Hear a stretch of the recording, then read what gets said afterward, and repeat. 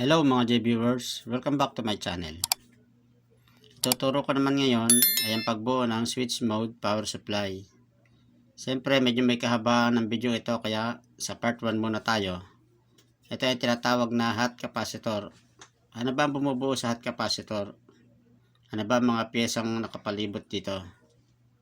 Siyempre tuturo ko na rin dito ang circuit analyzing, continuity testing, and voltage checking.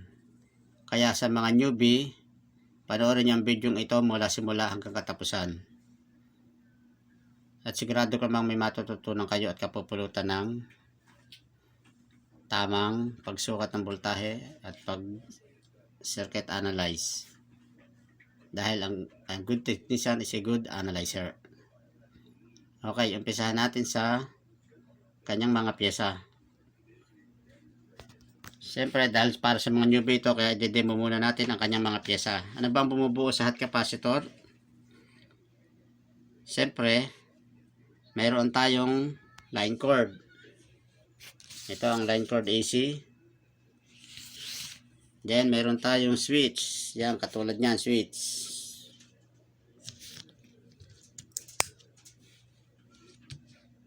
Then mayroon tayong glass fuse. Sa mga maliliit na power supply lang, karaniwang ginagamit na itong mga ganitong fuse yan. Kala nyo kung bang mapagkamal yung capacitor, pero fuse yan. Then meron tayong mga filter capacitor.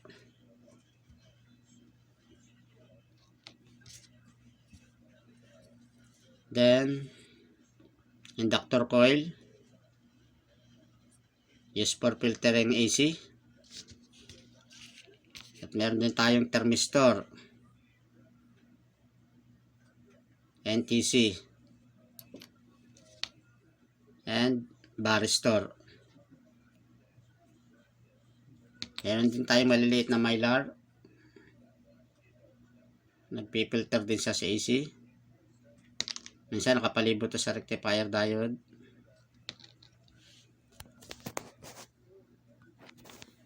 Meron din tayong full wave bridge type rectifier diode.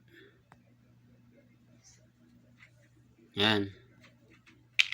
At meron namang compact na full wave bridge type rectifier diode. Tulad nga nito. Yan. Ito naman yung hiwa-hiwalay na diode na 4. Bago sa kasi magpupunta sa hot capacitor. Yan. 450 volts. Electrolytic capacitor. Gaya nga nasabi ko, bumuo na agad ako ng isang linya ng power supply. Hanggang hot capacitor lang tayo.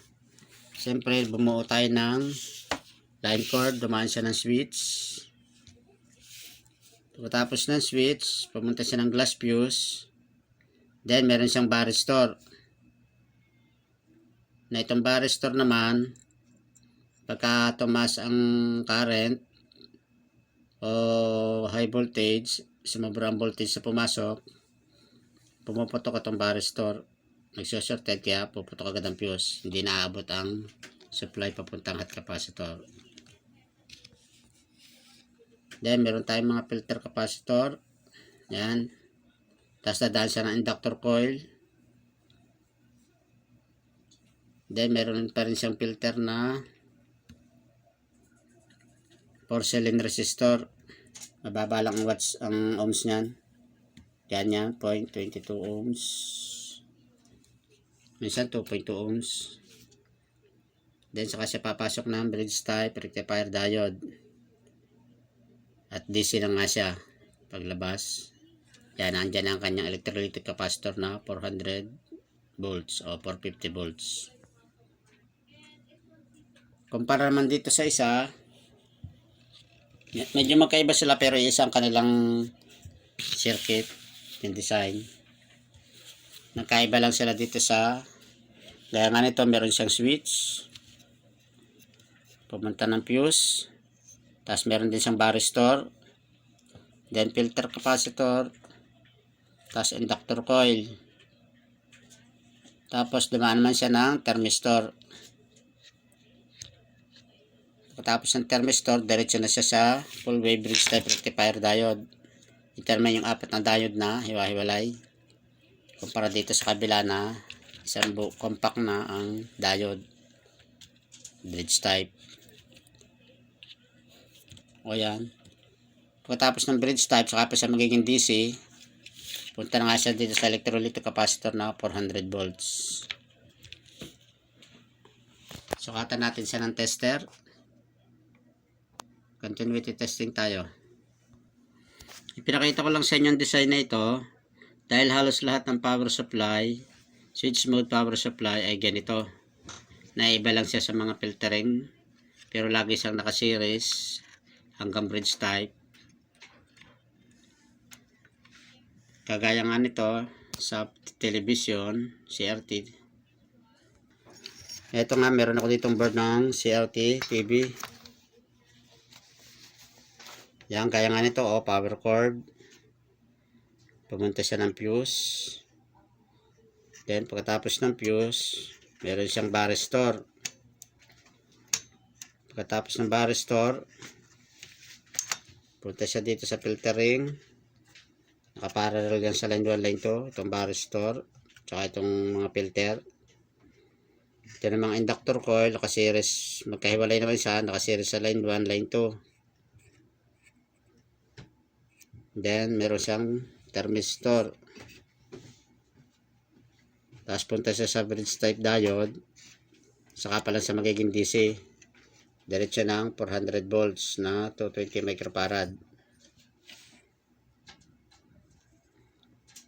Halos lahat ganyan lang. Meron pa tayo ditong isa naman. Power supply naman ito ng Sharp na flat screen.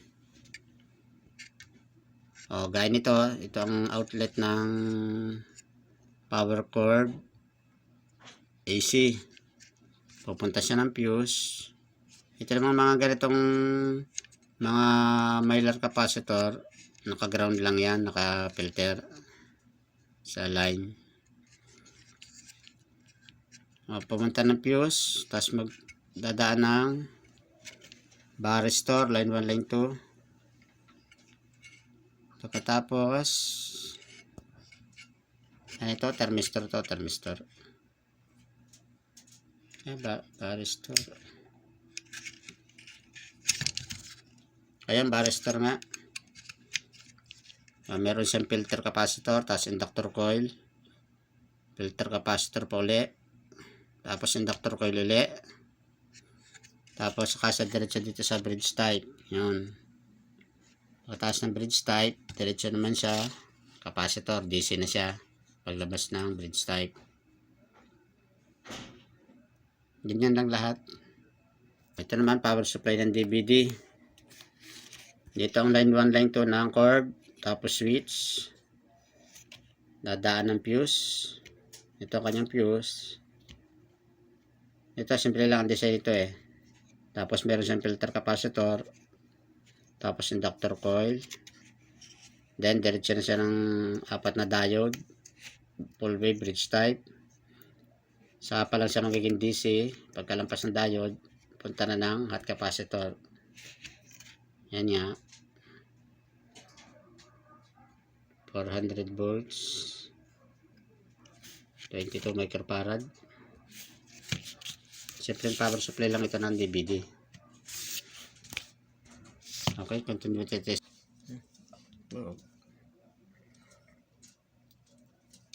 Circuit analyzing. Medyo open circuit tayo dahil dito tayo sa aking inassemble. Okay, dito tayo sa line cord. Continuity testing tayo, extend tayo. Kasi yung X1 ko mahina ang battery kaya 16 na lang. Line 1 ng AC cord, dadaan ng switch. Pag in-on nyo ang switch, naliliban siya ng switch, line 1 yan. Tapos diretso ng glass fuse. AC pa yan, AC. Then, diretso siya ng filter. Diretso lang alin niya yan, series. Tapos liliban siya ng inductor coil. Pagkatapos ng inductor coil, diretso na dito sa bridge type, rectifier diode. Yan, hanggang dyan lang ang kanyang AC. Dito sa alternate ng anode cathode. Then, line 2 naman. Line 2 sa line cord ulit, papuntang switch. Then, liliban ng switch. Diretso ulit dito sa linya ng filter, papuntang inductor coil. Pagkaliban ng inductor coil, liliban man siya ng thermistor. Yan. Then, pagkaliban ng thermistor, diretso siya sa bridge type ulit dun sa alternate ng anode cathode. Yan. Hanggang yan lang kanyang AC. Then, pagpasok niya ng diode, magiging DC na siya dito. Yan. Dito sa cathode, anode. Tapos, capacitor na. Pero, ang continuity testing natin, ang zero resistance, o mga hanggang 5 ohms, hanggang dito sa bridge type. Ganyan lang. Kasi pag nag-open circuit siya dyan, hindi makakaliban ang 220 volts. Kaya dapat dire-diretso lang ang continuity niya. Gaya nito, off natin ang switch. O, pag naka-open switch, hindi liliban. Off. I-on natin. Yan, lumiban na ang kanyang resistance. Ang continuity testing niya. O. Kahit dumaan siya ng mga thermistor, meron man siyang resistance sa mga 5 ohms siguro. Tapos hanggang dito sa diode. Ganun din sa line 1. Off natin ang switch. O, line cord. Tapos naka-off, hindi liliban ng kuryente. Pag naka-off, yun natin. Yun. Tapos liliban siya ng fuse. Glass fuse. Ay kung open ang fuse nyo. Yan, nakaganyan. Pagpalagay nating putok ang fuse. O, hindi siya makakaliban. Ang kuryente hindi makakaliban pag ganyan. Kaya mahalaga ang continuity testing sa linya. O, yan. Ikuha natin ang fuse, kabit natin. Ayan, lumiban na. Diretso rin siya, ang continuity testing diretso hanggang dito sa bridge type. Okay, dito naman tayo sa kabila. Dito naman tayo sa isang design ng hot capacitor. Itong bridge type na to. Ang pagkakaiba nila, gumamit tayo dito ng resistor. Dito naman sa kabila, thermistor. Yung thermistor ang ginamit natin doon, tsaka ang diode. Yung apat na hiwa-hiwalay na binuo lang natin bridge type. Kumpara dito, resistor ang ginamit natin na filtering, tapos bridge type na compact. Yung buo na. Okay, continuity testing ulit tayo. Line 1. Naka-open switch. Siyempre, hindi liliban ang kuryente kapag naka-open ang switch. On natin. Then, diretso siya sa layout. Papuntang inductor coil. Then, tatawid ng inductor coil. Then, tatawid ulit ng resistor. Hanggang dito sa bridge type. Basta may nag-open circuit yan o nag-open ang resistor, inductor coil, o itong layout, o ang switch, hindi makakaliban ng kuryente, hindi makakarating sa hot capacitor yan. Ang AC hindi makakadating hanggang dito sa diode. Then dito tayo sa line 2. Switch, after switch, then glass fuse. Yan, sabi ko, pag na-open ang fuse, hindi liliban ang kuryente. Kaya wala rin continuity. Pag naka-open ang fuse, hindi liliban. Kaya kabit natin ang fuse. Kabit natin ang fuse. Yan, liliban ang kuryente niya. Then, diretso ulit ng line. Papunta ng inductor coil. Pagtawid ng inductor coil, diretso ulit sa bridge type. Ang kanyang AC ay hanggang dito lang sa bridge type. Then, pagtawid niya ng mga anode cathode, saka pa lang magiging DC. Okay, sukatan naman natin siya ng voltahe. Voltage checking tayo. Digital lang ating gamitin.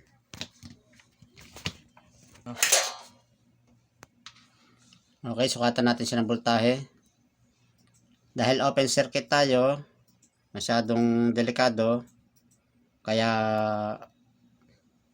parental guidance ang kailangan para sa ating mga minor at sa mga wala pang karanasan sa pagkabit at pagsukat ng kuryente. So sa ating mga newbie, konting ingat para tayo mag-ground o makuryente. Siyempre open circuit, ginamitan natin siya ng DIY na valve tester, circuit indicator para iwas putok tayo.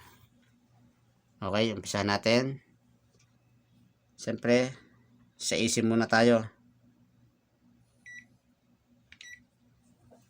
Ang AC, siyempre buhat sa source 220 volts. Dito tayo.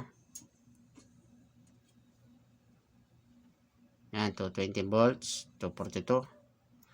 Then, pagkatapos ng line, punta tayo sa line cord, papuntang switch.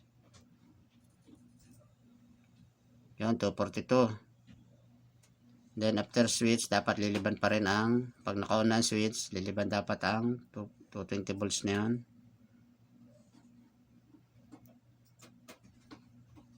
Yun. Then, pagkatapos ng switch, dire-diretso lang ang linya. Tawid ng fuse. After fuse, yun, liban ulit siya. Okay pa rin. Hanggang inductor coil. Yun pa rin, okay pa rin ang ating AC. After inductor coil, okay pa rin ang AC. Then, hanggang dito tayo sa may bridge type. Input ng bridge type. Yan, 242 volts AC. Then, paglampas ng rectifier diode niyan, saka pa lang tayo magsusukat ng DC. Pag ganyang nakarating na ang AC dito sa bridge type, ibig sabihin, good ang ating circuit. Iset naman natin sa DC. Yan, nakaset na tayo sa DC. Dito na tayo magsukat sa rectifier, sa electrolytic capacitor na 450 volts o 400 volts. Dapat na masusukat natin ay 300 volts mahigit. So yun nga, 333 volts DC. Okay, after rectifier diode, electrolytic capacitor, ito ang tawag lahat capacitor, DC na siya. So, nag-reading siya ng 332 volts DC. Dito naman ulit tayo sa kabilang design natin ginawa. Okay, dito naman tayo sa isang design ulit. Siyempre, umpisa ulit tayo sa source. 243 volts. Then, hanggang line cord. 243 volts pa rin. Then, after switch, 243 volts. Then, diliban siya ng glass fuse. 243 volts. Papunta siyang inductor coil. Tapos ng inductor coil, 243 volts pa rin. Then, liliban siya ng thermistor. 243 volts pa rin. Then, hanggang dito na siya sa rectifier diode. Sa input ng rectifier diode, ayun siya, 243 volts pa rin AC. AC pa rin tayo hanggang dyan. Then, saka pa lang sa time magdi-DC pagliban ng diode sa anode at cathode. Set natin ang tester sa DC.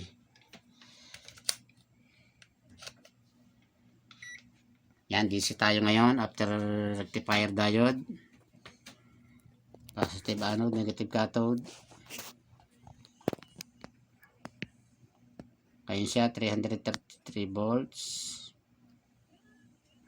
Hanggang electrolytic capacitor dito.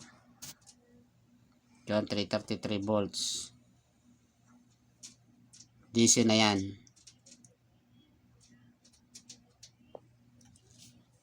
Okay. So yan nga, ipakita ko na sa inyo ang pagsukat ng voltahe hanggang hot capacitor AC to DC. May pahabol pa ako para sa ating mga newbie. Katulad nga nito ang varistor.